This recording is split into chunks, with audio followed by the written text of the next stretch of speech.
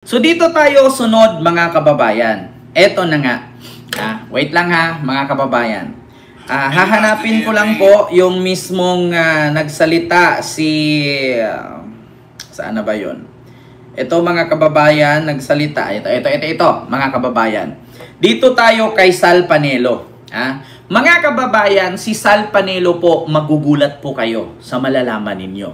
Kung merong harirokeng na aresto, di umano, meron ding Sal Panelo na bumaliktad na ba?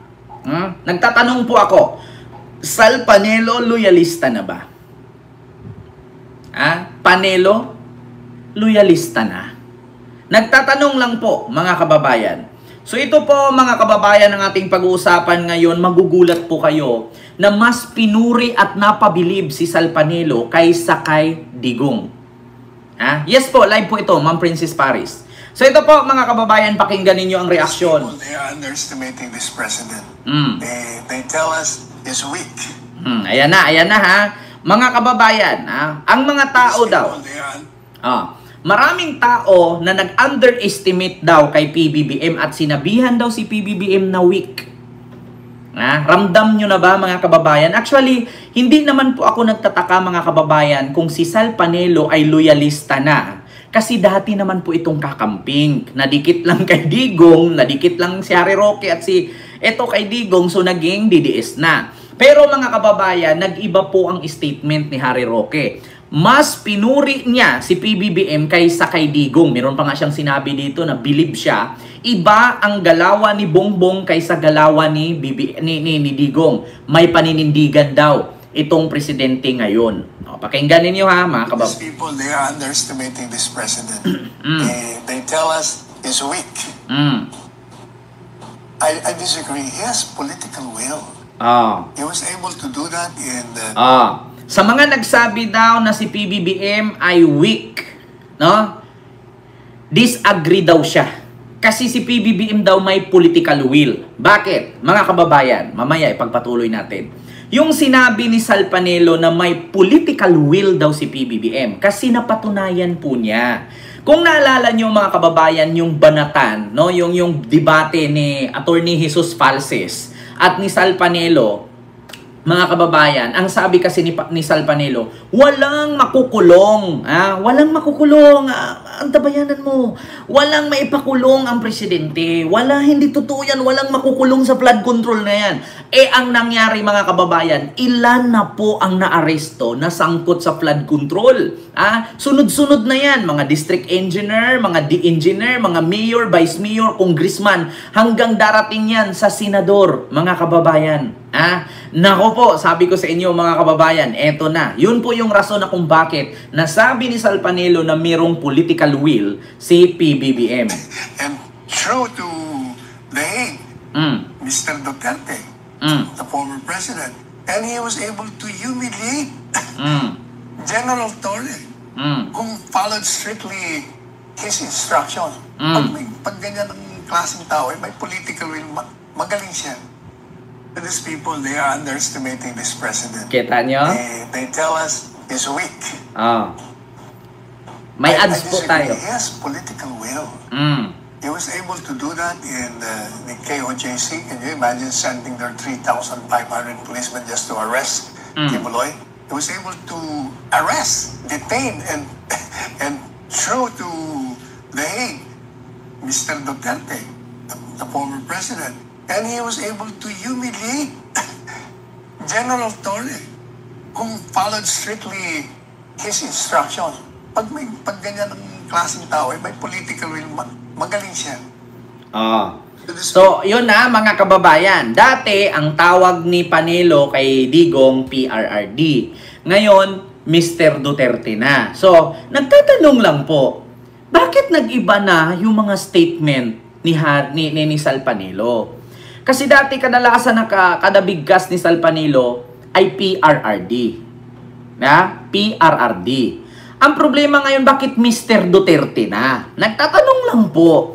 Alam na ba ni Sal Panelo ang mga pangyayari? Kasi sa totoo lang, may kasabihan tayo mga kababayan. Alam ko na hindi naman lahat ng DDS ay mga bungol pero kadalasan bobo. Pero kahit sabihin natin sa 10 DDS, dalawa lang dyan ang medyo matino. Medyo matino.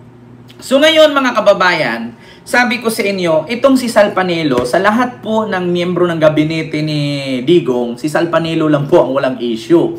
No? Si Sal Panelo lang talaga sa lahat ng miyembro ng gabinete. Si Sal Panelo lang po yung natitirang matino. So, hindi ba kaya si Sal Panelo kaya nag-iba ang kanyang mga salaysay at napuri si PBBM kasi bakante na ang pwesto ni Enrile? Ha? Tanong ko lang, hindi ba kaya nagbago ang statement ni Sal Panelo? Hindi ba kaya pinuri niya ngayon si PBBM dahil bakante ang posisyon ni Enrile? Mga kababayan, yun lang po ang aking tanong.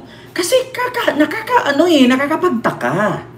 Dati, ang sabi niya, weak yan, ganun-ganon. Dati daw, ang sabi, may mga tao daw na nagsasabi ng weak daw si PBBM, pero disagree daw siya. Diba? Disagree daw siya. Kasi ang tao daw, ang presidente daw, magaling siya. Meron siyang political will. Napakulong niya si Kibuloy sa pamamagitan ni General Torre, na sumunod daw talaga si General Torre, walang patumpik-tumpik pa. Diba? Magbasa ka ng comment tungkol kay Panelo. Sige, basahin natin ha. So, ang sa akin lang mga kababayan, itong pagbago ng statement ni Sal Panelo, mga kababayan, ay may napansin talaga ako. Napansin ko na parang gusto yata ni Sal Panelong mag-apply doon sa posisyon ni Enrile. Kasi si Enrile, mga kababayan, is alam naman natin na pumanaw na, so bakante po ang posisyon. At pangalawa, kay Bersamin, bakante din ang posisyon ni Bersamin. Kung kay Enrile, medyo malayo-layo, no? Kay Bersamin, ramdam ko. Alam nyo, hindi naman po ako nagtaka, mga kababayan, na nag-iba ng statement ni Sal Panelo at naging loyalista na.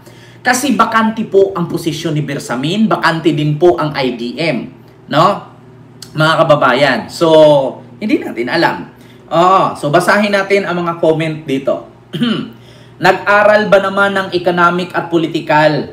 Kaya panalo talaga si PBBM, sabi ni Chi Cartalia. Ayan, now lang ako natuwa sa'yo, pare. Sabi ni Ryan Brabante. Bumaliktad na si attorney? Ayan, eto na. Mga kababayan, sunod, now ko lang rinig nagsabi ng totoo si Panelo. Wow, nagpakatotoo na si Attorney Panelo. The truth will truly set us free. Tama ka dyan, Mr. Panelo. May punto itong si Sir Panelo. Wow, tumama ka rin. Si PBBM kasi ginawa niya at talaga ang trabaho niya, mismo ang kanyang aksyon. Mahusay na abogado yan si Panelo. Nasira lang sa image ng makadikit sa mga Duterte. Ayan na nga, mga kababayan.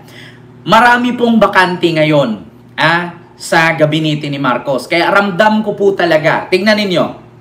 Pag dumating at napauwi si Harry Roque, si Panilo ang bida. Mark my word. Si Panilo ang bida dito. Kasi bakit? Si Panilo po ang nagpasok kay Roque bilang spokesperson ni Digong.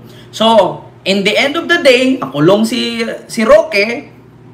Alam nyo na, ano nangyari? Ayan, marami na mga DDS. Ano daw nangyari? Mga DDS, pakinggan si Mr. Panelo. Kahit maka Duterte, pinupuri niya si PBBM. Dati, alto ang boses mo. Ngayon, naging tenor na. Diba? Ito na. Tama ka, Attorney Panelo. Diyan ka, eksaktong tama. Mabutit na isip mo yan. Kaya maraming natutuwa sa'yo. Dahil honest ka sa sarili mo. Hindi na tayo malinlang sa mga ganyan, mga kababayan. Hindi na tayo malinlang sa mga 60 plus years old. Tama ka, Attorney. Kabado yan. Baka kasi may masilip sa kanya. Sa nakaraan, baka madamay pa. Bait-baitan muna. Tama ka, Panilo, huwag kasing mag-judge ng tao. Ayan. Ayan, Mr. Panilo, napatunay mo na. Hirit pa kayo. Now lang ako na-agree sa lahat ng sinabi ni Panilo. Yan ang nakikita niya sa kalagayan ni PBBM. Buti naman, Panilo, nakapag-isip ka na mga sinasabi mong safe ka na. May kasabihan tayo, ang taong malulunog, hindi mamimili ng kakapitan. Sometimes he show his being human. Attorney Panilo, hopefully, di ka kabilang sa mga naliligaw. Nako, mga kababayan. Bakit ganyan ka na? Ubus na kayo, mga DDS. Ayan, safe ka na, sir. Mga loyalist, iwan ko lang sa mga DDS. Ayan. Thank you, Attorney Panilo. You're opened your mind for the general interest of the millions of Filipino. Pambubula na naman yan. Totoo, di na kailangan ng aming BBM ang sinabi mo dahil kahit kailan magaling talaga siya. Sa wakas, may natauhan na talaga. Di ba? Mga kababayan, ako po'y nagre-react lamang. Nagbe-base lang po tayo sa mga sinabi ni Attorney Sal Panelo na kung bakit ganun. Bakit ganun ang kanyang mga sinasabi ngayon na parang pinuri na niya lahat. Ulitin ko These people, they are underestimating this president. They tell us he's weak. I disagree. He has political will.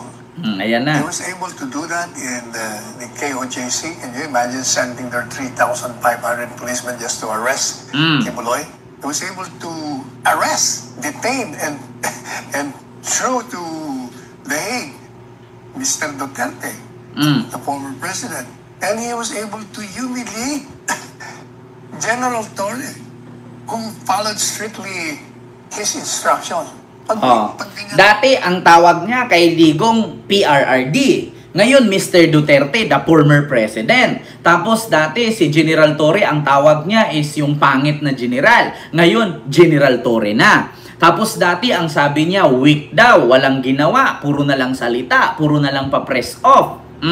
So bakit ngayon ang sabi ni Sal Panelo ay parang kumakabig na? Alam niyo yung papunta ka na sa may buhaya tapos bigla mong inatras yung sagwan kasi malalamon ka na. Diba? Alam niyo pag nagsakay ka ng bangka yung dalawang sagwan, 'di ba? Pag ginanon mo 'yon, aabante ka. Pag binalik mo 'yon, paatras ka kasi nakanganga na yung buhaya pag nakanganga na yung buhaya, syempre aatras ka na ngayon kasi bakit? Malalamon ka eh. 'Di ba? Napansin niyo rin ba mga kababayan? Napansin niyo ba? Ako napapansin ko din 'yan. Abangan natin ang mga reaksyon nila Banat Bay. Abangan natin ang mga reaksyon nila. Actually, wala naman silang maibira kay Panelo kasi si Panelo ever since pagkakaalam ko wala naman siyang sangkot na korupsyon kasi wala naman siyang hinawakang proyekto at pangalawa, wala naman pong hinawakang ahensya si Panelo ever since nung presidente si Digong. Ang pagkakaalam ko, acting spokesperson siya nung inatake si Roque na tumabingi ang baba.